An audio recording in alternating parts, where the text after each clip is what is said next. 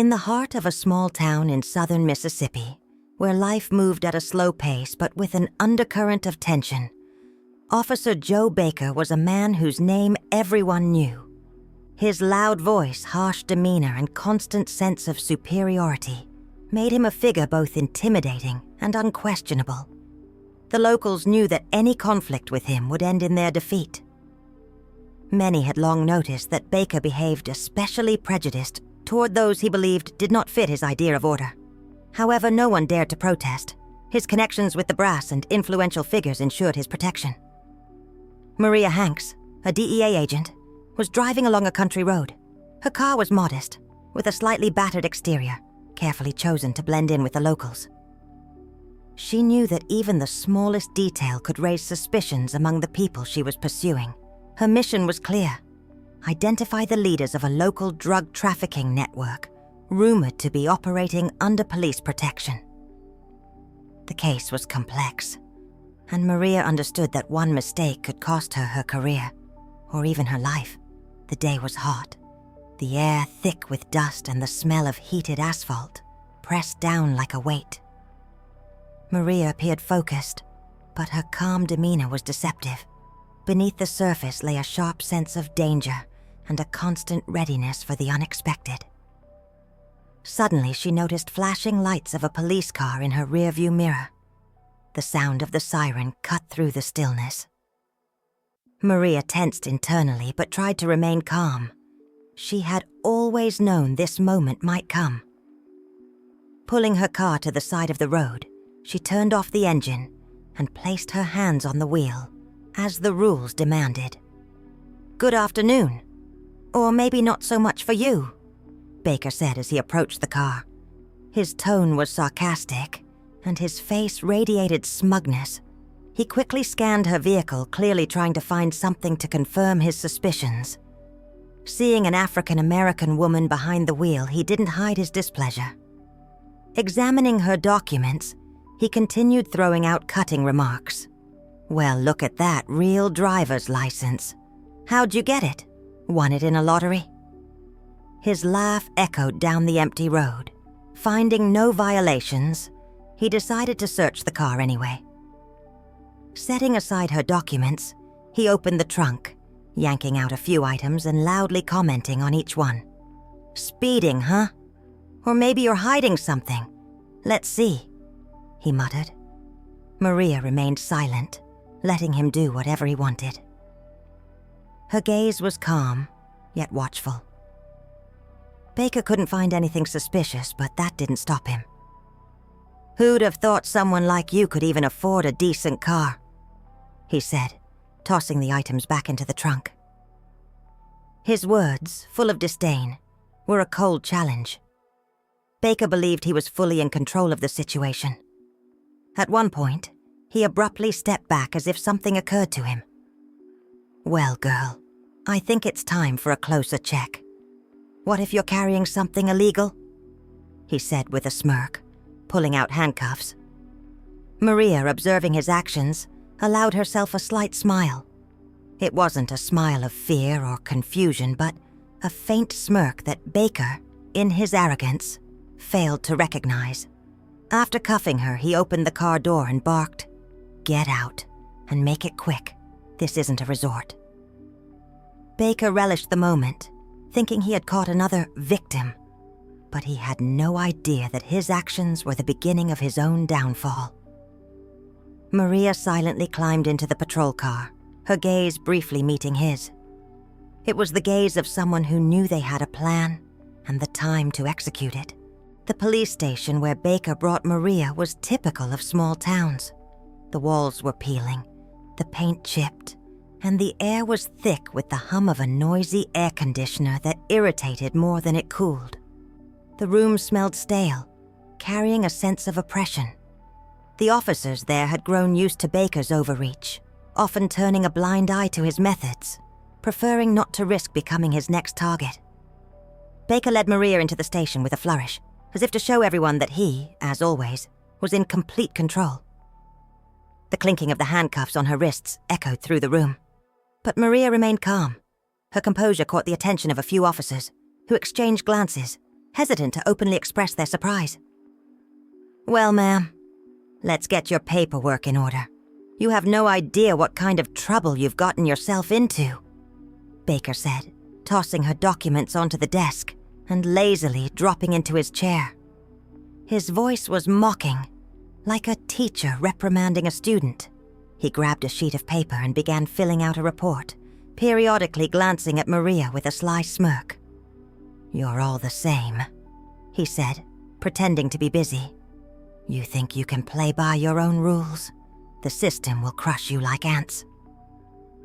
Maria, who had remained silent until that moment, finally raised her gaze. Her voice was soft but carried a clear challenge. "And you think the law is a toy for you to play with?" His smirk faded for a moment, as if her words pierced his armor. But Baker quickly recovered, his face returning to its usual expression of smug superiority. "The law? You're serious?" He laughed, slamming his hand on the desk. "The law is whatever I decide it is. You're just a pawn in this game." Meanwhile, Maria kept a careful watch on him. She had already noticed certain details. A folder on his desk that clearly contained not only official papers, but also something personal, and a small surveillance camera in the corner that, she guessed, might be active. Her professionalism allowed her to stay composed even in a situation like this. Baker continued his tirade, boasting about how the system works. But Maria saw through his bravado. His arrogance was his weakness. He loved to boast and believed that he was untouchable. This would ultimately be his downfall. As he finished fabricating the evidence, Maria quietly began forming a plan. Her colleagues were already aware of her arrest and were likely moving into action. Every step she took, every detail of Baker's behavior, brought him closer to being exposed. When Baker stepped away to call over a colleague, Maria noticed he had left the folder on the desk. Her instincts told her it might contain critical information. She shifted slightly to get a better view of its contents.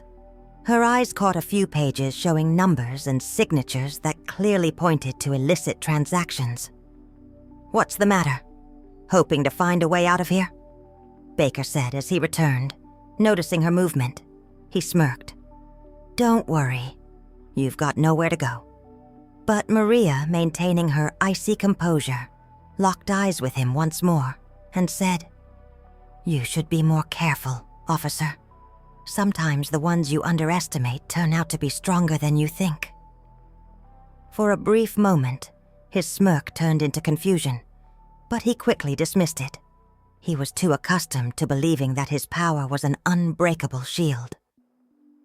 As Maria sat in the holding cell, her DEA colleagues were already working actively. Her arrest had been the signal to launch a full-scale operation. Everything happening around Baker was now being recorded, every word, every move. Maria knew she just needed to wait. She was not a victim in this situation. She was a hunter who had allowed herself to be cornered in order to trap her prey.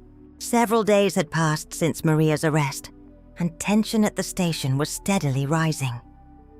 Despite his brazen demeanor, Baker sensed that something was off. To his surprise, Maria remained calm, and her silence began to unsettle him. She made no attempt to defend herself or argue, which was unusual for those he was used to intimidating. Meanwhile, outside the station, a flurry of activity was underway. Maria had previously signaled to her colleagues that her arrest could become a pivotal moment in the operation. DEA agent Jackson, who was leading the mission, began deploying covert devices, wiretaps, hidden cameras, and even infiltrated the station's electronic systems. Every word Baker uttered was now being recorded. "We knew he was overconfident, but this is beyond anything we expected," Jackson told his partner as they watched footage of Baker bragging about his accomplishments. Maria's colleagues understood that time was of the essence. They needed to gather enough evidence to make the charges against Baker irrefutable. Oblivious to the surveillance, Baker continued his usual arrogant behavior. He bribed one of his acquaintances to act as a witness. This man arrived at the station and claimed he had seen Maria handing someone a package of drugs. "You see? Everything checks out," Baker said triumphantly, slamming the witness statement on the table in front of his colleagues. "This case will be wrapped up faster than you can say drugs." However, Baker's colleagues, tired of tolerating his methods, began to have doubts. Some of them already suspected that Maria wasn't an ordinary detainee. They silently observed Baker's actions, unwilling to intervene, but also refraining from aiding him. Baker's overconfidence soon backfired. One evening, when the station was nearly empty, he decided to relax. Leaning back in his chair, he started chatting with one of his corrupt associates. "You know, it's all pretty simple," he said, sipping his coffee. "They think they can control everything, but in reality, it all comes down to who manipulates the facts first." His companion chuckled, nodding in agreement. Emboldened, Baker continued, "These feds won't find a thing. You think I don't know how this works? I've been planting evidence for years. Nobody has ever left here clean." These words, spoken with disdain, were captured by a hidden camera set up by the DEA task force.